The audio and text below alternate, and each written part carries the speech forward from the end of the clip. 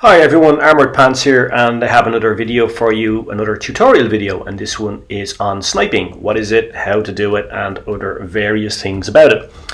Now before we go into the tutorial proper, let's have a look at sniping versus camping, because very often when you're sniping you get accused of camping. So let's try to define what both are. I think it might be helpful, not just for us in this video, but also when you're talking to people in game, or talking about the game. So camping, and I've written these definitions myself.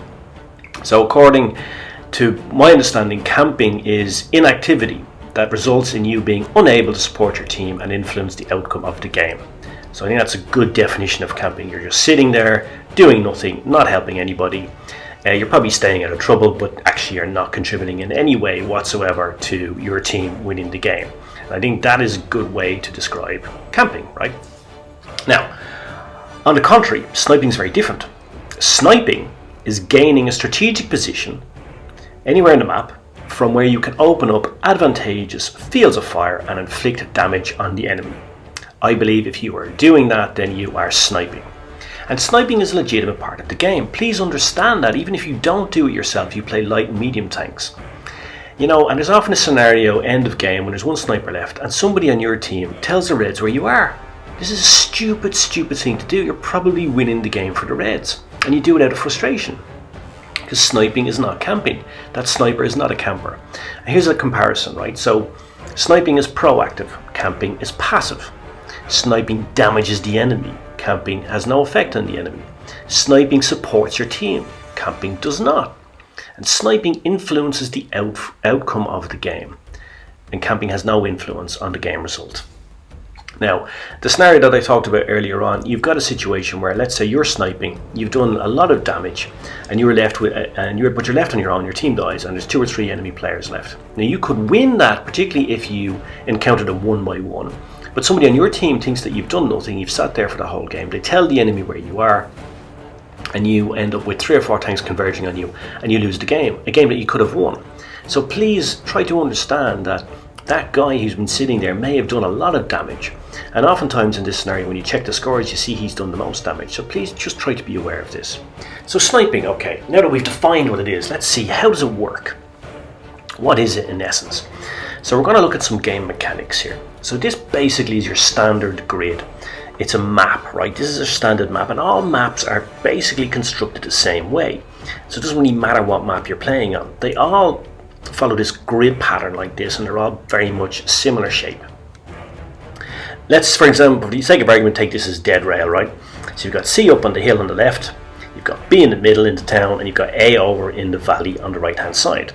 And basically all maps, okay, some maps have 4 supremacy bases, but let's just say, for the sake of argument's sake, they all have this general basic setup. And C is the light medium tank channel, B is down the middle, and A is the heavy tank channel. And basically all maps are more or less constructed the same, with the same tactics, right? On a typical map, and again let's say this is dead rail, you've got sniping spots. C is the hill behind, the green spot we see is the hill behind it. And then you've got 2 green spots on the bottom, which are sniper sights on the bottom part of the map, and then if you're spawning from the other side, you've got sniper sights more or less directly opposite each other, and they open up significant fields of fire. So they're your typical sniping spots. Of course you can snipe around B, etc., but these are your standard sniping spots. And indeed, until you know what's going on at C, the 2 at either end of the map are your standard sniping spots at each on each side of the map. So you've got basically 4 standard sniping spots, and most maps are like this. So once you take one of these spots, so let's say you take the spot on the bottom right hand corner, so you set yourself up here. Now spotting mechanics come into play, and you really need to understand spotting mechanics if you want to snipe, right? So let's take a very simple example. You've set up here in the sniping position on the bottom right hand side of the map, right? Now you have view range, and let's say your view range is probably around 270 meters, right? Now the distance across to the other side where the enemy are is far superior to 270 meters, so you're not going to be able to see them, and they're not going to be able to see you, right? So you sit there, and if nobody moves, it's ceteris paribus, all things are equal, you're not going to see anything. But spotting mechanics come into play in this scenario, and that's why you need to rely on your team. So let's say this enemy tank comes into the game, he's moving towards A as well, but he's 650 meters away, your view range is 275, you're not going to be able to spot him, right? He remains unspotted, you can't shoot him, he doesn't know where you are, right? Simple. And if everybody else doesn't move on either side, both of you remain unspotted, nothing happens, there's no game. However, that's not how the game actually works, right? Because you have other teammates who are moving around the map. And this is why light tanks are so important, and medium tanks, and why spotting is so important. And why, to be a successful sniper, you need to rely on teammates. You need a good team around you. You cannot rely on your own view range. So let's take now, we see here a light tank, and the light tank moves towards B. The distance between him and the enemy tank now is 280 meters, and the light tank's view range is 303 meters. So he spots up that enemy heavy tank moving towards A. But here's the important thing, he relays that position to all of his teammates. And the red tank does not see me in my sniping position at A, probably doesn't see the light tank either because he's a superior view range, but we know where he is. And this is where you get this concept of people thinking there's invisible tanks in the game that are shooting them. You're not there, the tanks are not invisible, you just haven't spotted them. This particularly happens in games where the light tank players or medium tank players don't do their job, they don't go to spot, and your team does spot. Now that enemy tank is spotted, he cannot see us, so he thinks he's just driving along. The light bulb should have gone off, but he can't see anybody, and he's going to start receiving fire. In this instance from two tanks, but if there's other tanks that see him, other tanks that have an open field of fire, and he's going to receive shots from them all, and he's going to start taking damage. And this is view range and spotting mechanics at work. So therefore the light tank is effectively being the eyes of the team, spotting up the enemy, and they are going to inflict significant damage on this guy, right? But he thinks that they're invisible, right? But they're not. Now let's see these lessons in action, right? So I'm in a very typical tank that you would use for sniping. I am in the Scorpion G. So what I'm going to decide to do is, right, this is a very typical tank for sniping. Has a great gun, decent reload, does a lot of damage, but it has no armor, right? So, but it's fast, right? So it's good for getting into those strategic sniping positions. So I am basically doing what a good sniper tanker should do. I'm going hell for leather to get into a good sniping position. Now nobody is spotted so far on the team. They're starting to pop up now, but I know now, I'm looking at the mini map, and I know that I can cap A successfully. Now why am I capping? Well, it's a supremacy game, so the idea of supremacy is to gain points. You gain points by capturing bases, so therefore I'm going to capture A before I go into my sniping position. If I was playing only an encounter battle, it would have gone directly to the sniping position, which I'm going to now. So that's also something to bear in mind. If you're playing supremacy, if you can capture a base, if you've got a fast tank like the Scorpion, then do so. If it's an encounter battle, I would simply just have gone to this position here. This is a very typical sniping position, and very typical on this map. And now I'm going to start to snipe. Again, you see, using the gun's accuracy and inflicting a lot of damage. Now I'm being patient, letting the gun reload, waiting for another target. Target here, no. Target here, yes, there we go. T29 on the hill, take aim, and you can see I'm taking very careful aim here. I'm not trying to snap off shots because, you know, I have a decent reload for a tank destroyer, but nonetheless it's still pretty long, so I want to make all my shots count. So patience is also something which is required to be a good sniper tanker. Now I've cleared off an enemy tank, one gun down on their side, and now I'm moving around looking for other targets. Here we see the Rudy, and I'm going to take him out. So, sorry, not take him, I'm going to put a shot into him. Now I'm going to track him while I'm reloading. Track. He stops, makes it easy for me, take him out. Now, what you'll have noticed is, though, that I am well outside the view range of those tanks that I'm shooting at, right? So I'm unspotted. This is the first time in the game, the light bulb going off, that I have been spotted, and I've already rolled into cover because I knew I was going to be spotted. The enemy tanks, though are lit up, but not by me because they're well outside my view range. This is my teammates who are spotting them up. So all of that damage that I've been able to do there, this 2.6k of damage, all of that has been done due to my teammates spotting up. And I have been one of these invisible tanks to the enemy team. They have been dying and been damage getting put onto them by me throughout the whole game, but they haven't been able to see me up until now. And now I take the first shot of the game. But now we've won that game, and we've turned it around from a situation where we were losing to a situation where we've now won. And that is how effective a sniping can be, and that is those game mechanics that we spoke about in action. You know, and you can see first class mastery badge, but what's important about this is the sniper tanker badge, because when you are going to be a sniper, the badges you want to get are the sniper tanker badge, the Confederate badge, that is your damaging and helping your team clear tanks, and you want to get the Top Gun badge, which means, sorry, the high caliber badge, which means you're doing the most damage. They are the three that you want to go after. You're probably not going to get many mastery badges because you're not as active and you're not capturing bases, etc. Now, let's look at some of the setup and skills that we need if we want to be a successful sniper tank. Now, one of the things you need to understand is the difference between theoretical DPM and actual DPM. Theoretical DPM is what you see when you look at Blitzhanger or whatever, and basically that is the average damage per shell multiplied by the shells fired per minute. But that is not actual damage because that assumes all shells penetrate, and all shells don't penetrate. They often bounce and miss for various reasons. So actual DPM is what makes you a successful sniper tanker or not. And actual DPM is the shell damage per shell that actually penetrates multiplied by the shells that you fire. Simple, right? Non-penetrating shells are excluded from that formula. And if you want to be a successful sniper tanker, you want your shells to penetrate. You want to do the max amount of damage that you can, because that's helping your team win.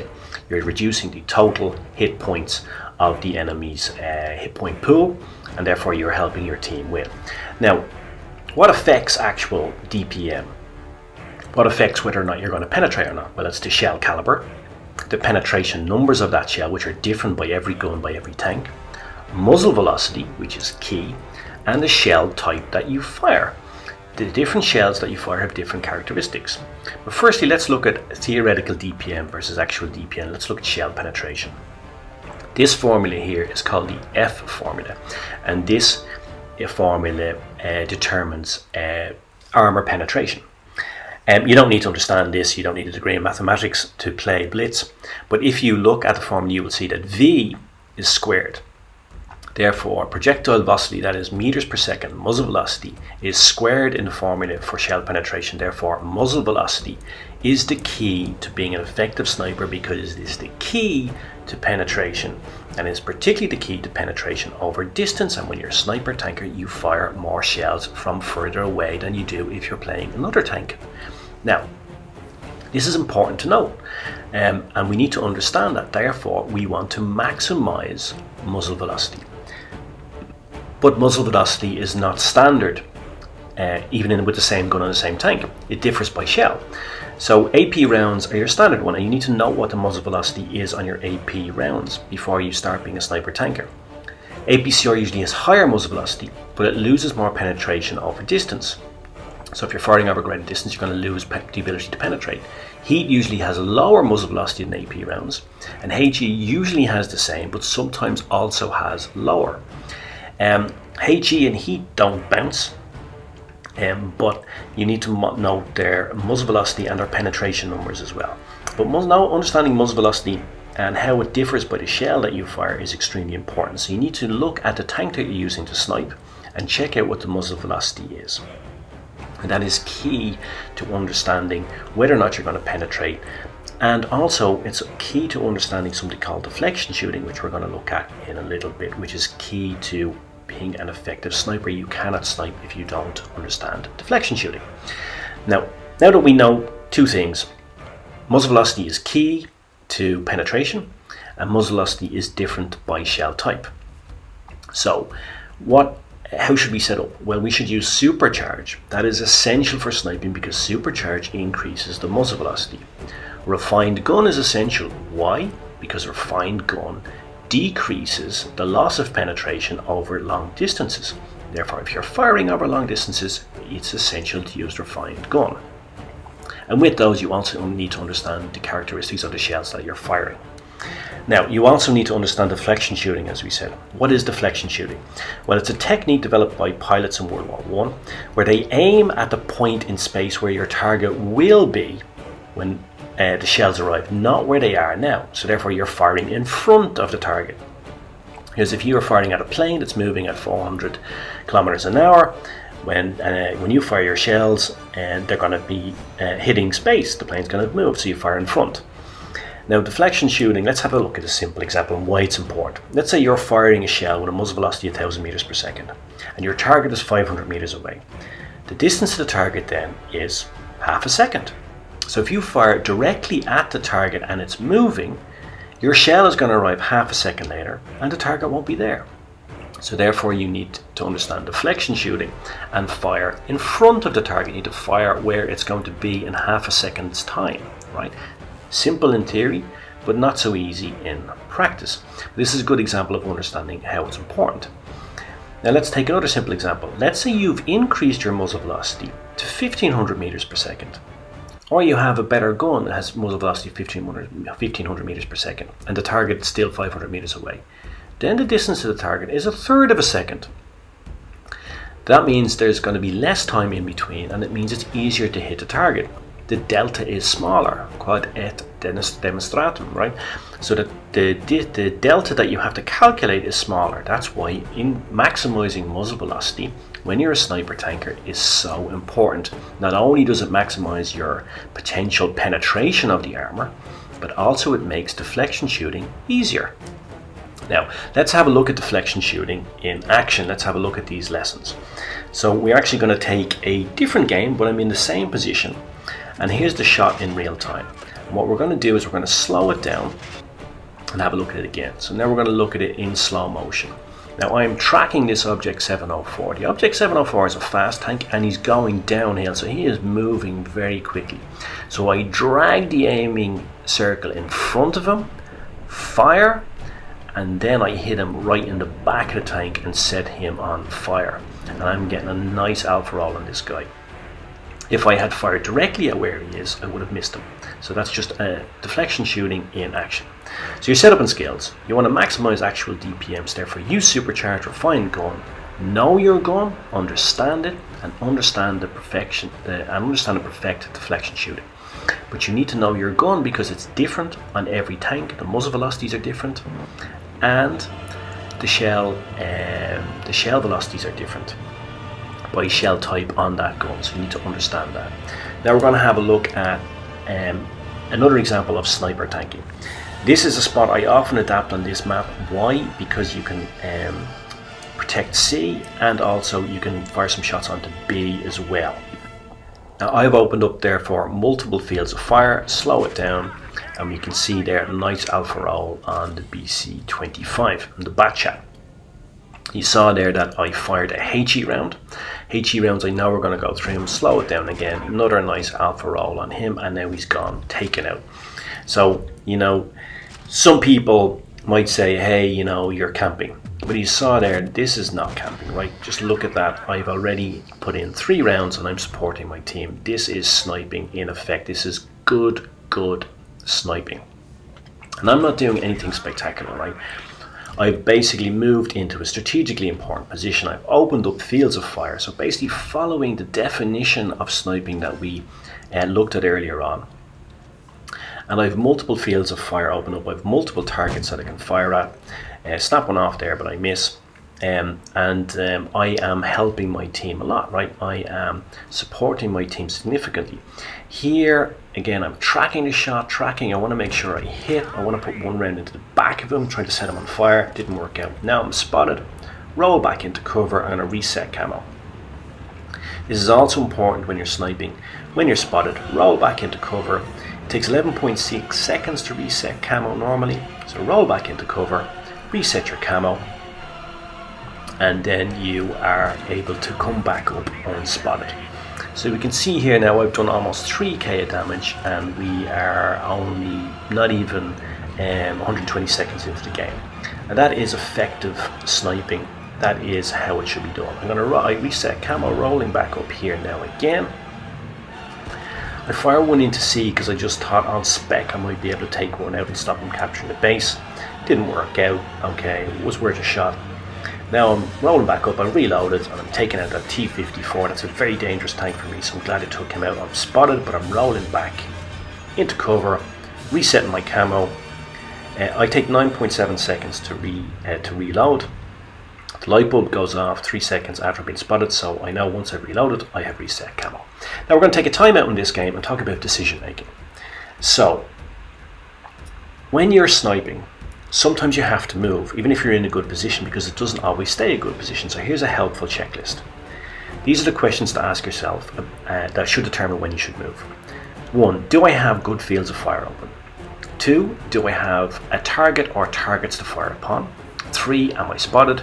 4. Can I roll back into cover and reset camo? 5. Am I helping my team? 1 and 2 are the most important. If the answer to them is no, then it's time to move. If 1 and 2 are yes, then consider 3 and 4. And if you're in doubt, default always to question 5. Are you helping your team? Why is this important? Because sniping can very quickly become camping. If you have a good position at the start of the game, you're opening up fields of fire and doing damage, but your targets move off, and you don't adjust and don't change your position, then you've moved from being a good sniper helping your team to being a camper. What's the difference? One is helping your team and doing damage, the other one is sitting there doing nothing. And therefore you need to continually assess, am I continuing to be a sniper, or have I lapsed into camping mode? So therefore you need to continually assess and reassess your position in the game. So I've reassessed here and I decide I am no longer sniping because I don't have any targets open up anymore. So therefore I am going to move. It's time to relocate. I'm in a decent fast tank. I know that the enemy are a tank up and they have a base. So therefore I am going to move to C and I'm going to try to capture that. And while I'm on my way, I'm going to see if I can open up a new sniping position. There are no targets really opening up, so I continue to move to C. Why? Well, it's a supremacy game. I have a decently fast tank. So if I capture C, what does that do? Is it helping my team? Well, yes, it is. Why? Because this is a supremacy game, and I am taking their one base from them, and that's going to put pressure on them. It is going to give them decisions to make. They can no longer just concentrate on firing at my teammates. They have to think about bases, or else they will lose, because supremacy is all about bases. And look, I have now opened up new fields of fire. I've taken up a new sniping position, and I am actively using my new position to help my team win the game. Stayed a little bit too long there, took a couple of hits, but I protected my hit pool, my hit point pool very well. Probably could have rolled back a bit quicker, but I really wanted to help my team out. And now we're in a good position. Now we're 3-2 tanks up. I've distracted the enemy, I've captured their base, and I took their attention away from my teammates. Now it's back to 2-2, but we have a significant advantage because we have both bases. They only have one. And now I'm taking him very carefully, and I ammo rack that tiger. And this is another thing, and this is why I said you should need to practice and understand your gun, because I was really comfortable. I think I played about 50 games in the Scorpion, maybe a bit more, and I was very comfortable with its gun. And I didn't know I was going to ammo rack him, but I knew I could take him out with that shot. Again, we see first class mastery badge, but I got the high caliber. And as I said, high caliber is one of the badges, one of your 3 badges of honor if you're going to be a good sniper tanker. High caliber, sniper tanker, and confederate are the 3 badges of honor that if you win one of those, you are doing your job very well as a sniper. And anybody then who accuses you of camping or whatever, you can just tell them to get the boat, because you know you've done a good job for your team. So let's recap. Sniping and camping, very different.